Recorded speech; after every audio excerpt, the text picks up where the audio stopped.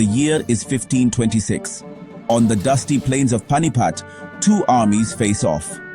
On one side, Sultan Ibrahim Lodi commands a massive force, men and elephants, the pride of the Delhi Sultanate. On the other, Babur, a prince from distant Fargana, stands with a much smaller army and a secret weapon, gunpowder. The air is thick with tension. The fate of an empire hangs in the balance. But this story doesn't begin here. It began centuries earlier, with the rise of the Delhi Sultanate. The Sultanate wasn't a single dynasty, but five, each rising and falling like waves. These rulers were warriors, builders, and sometimes tyrants, coming from distant lands and bringing new ideas. They fought Rajputs, Mongols, and each other for control of Hindustan. Their legacy is more than battles. They left behind minarets, tombs, and a culture blending Indian and Persian traditions. Their influence is still seen today in Delhi's monuments, language, and cuisine. But all empires face their twilight. For the Sultanate, that twilight arrived at Panipat. Ibrahim Lodi's elephants, symbols of old power, would face Babur's cannons, the thunder of a new age. The story of the Delhi Sultanate reminds us, nothing is permanent. Power shifts, fortunes change, and history moves forward. Let's journey back to see how this empire rose, what made it glorious, and why, on that fateful day at Panipat, it crumbled. The end of one story is the beginning of another. This is the tale of the Delhi Sultanate. Our story begins with a slave, Qutb-ud-Din Aybak, a Turk from Central Asia. Sold as a boy, Aybak's intelligence and loyalty made him a trusted general for Muhammad of Ghor. When his master died, Aybak seized Delhi and founded the Mamluk, or slave, dynasty. He began building the Qutub Minar, a symbol of new power. Though his reign was short, Aybak proved that even a slave could become king. His son-in-law, Iltutmish, became the true founder of the Sultanate, consolidating power, defending against Mongols, and making Delhi a grand capital. Iltutmish broke tradition by naming his daughter, Razia, as successor. Razia Sultana became the first and only female Muslim ruler of Delhi, but her reign was cut short by nobles who refused a woman's rule. Later, Ghiyasuddin Balban, a stern king, strengthened the army and demanded absolute obedience. He created a spy network and protected the Sultanate from Mongol threats. The Mamluks ruled for nearly 90 years, establishing new systems of governance and defending India's borders. They planted the seeds of an empire that would dominate North India for centuries. Their story is one of ambition, resilience, and the rise from humble beginnings. The Mamluks set the stage for the dynasties that followed. The throne of Delhi was now open to anyone with the strength to seize it. The Mamluks faded, and the Khilji dynasty seized power. Alauddin Khilji, ruthless and ambitious, expanded the Sultanate deep into South India and defended it from Mongol invasions. He introduced strict market controls and fixed prices to support his army, ruling with an iron fist. After his death, the empire unraveled. The Tughlaqs followed, with Muhammad bin Tughlaq as their most infamous ruler.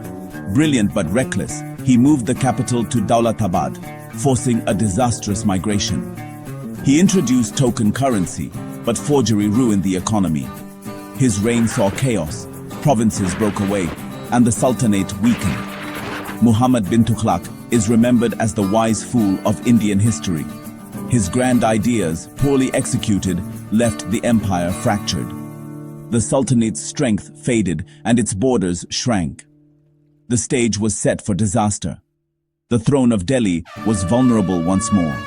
New threats loomed on the horizon.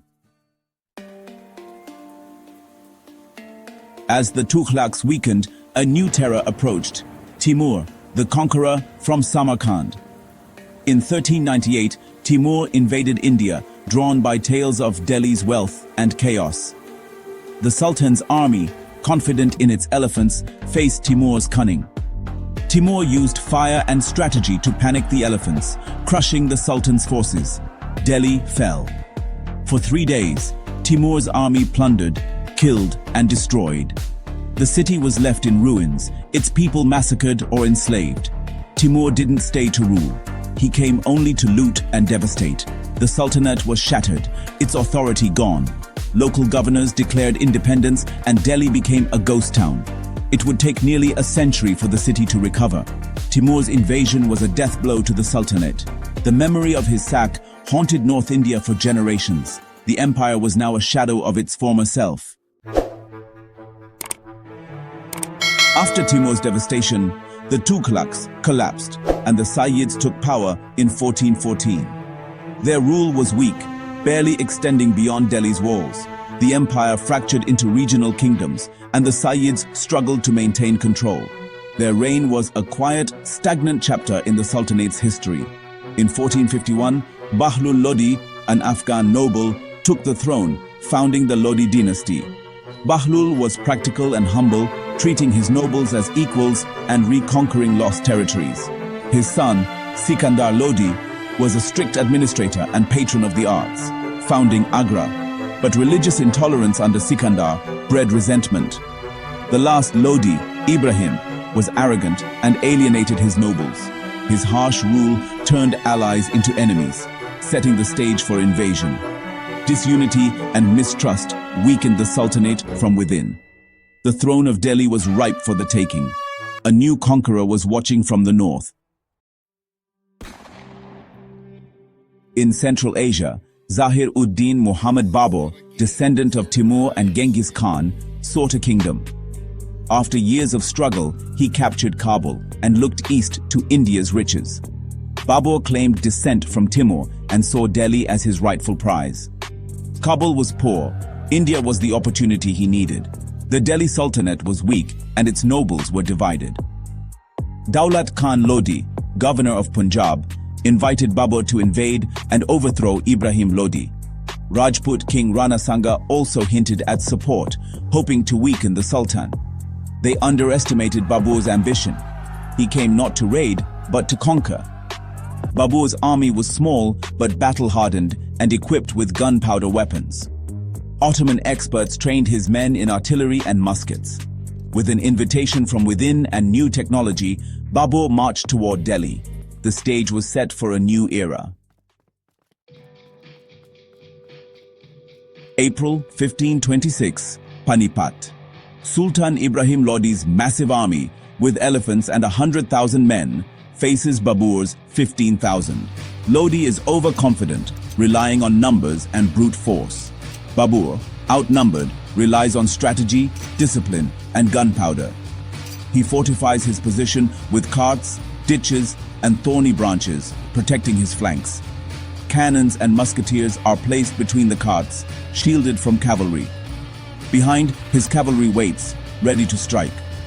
Special flanking squads, the Tughlaqs, are poised to attack from the sides and rear. For days, the armies stare each other down. Babur's raiding parties harass Lodi's camp, provoking impatience. Finally, Lodi orders a full assault. The ground shakes as elephants and soldiers charge into Babur's trap. The battle for India's future is about to begin.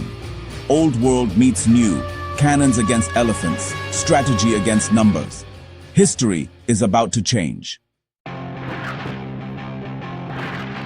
As Lodi's army charges, Babur's cannons roar, terrifying men and elephants alike. The elephants panic, trampling their own soldiers and sowing chaos. Lodi's massive force is trapped, unable to break Babur's defensive line. Babur unleashes his Tughlaq cavalry, attacking from all sides. The Lodi army is surrounded and decimated. Ibrahim Lodi fights bravely, but falls on the battlefield. By noon, the Sultanate is finished. Babur's victory is a triumph of technology and tactics over tradition. He marches to Delhi and Agra, claiming the throne. The Delhi Sultanate ends. The Mughal Empire begins. A new chapter in India's history is written on the plains of Panipat. The fall of the Sultanate ended an era, but its legacy endures. The Sultans shaped North India's politics, culture, and architecture. They built monuments like the Qutub Minar and Lodi tombs, blending Persian and Indian styles. Persian became the court language, merging with local tongues to create Urdu. Sufi saints bridged communities, spreading messages of love and unity. The Sultanate's decline warns of the dangers of pride, disunity, and resistance to change. Babur's victory was a triumph of innovation over stagnation. History is more than dates. It's stories of ambition, failure, and transformation. By understanding the past, we learn about ourselves and our world. The story of the Delhi Sultanate lives on in the monuments, languages, and spirit of India today.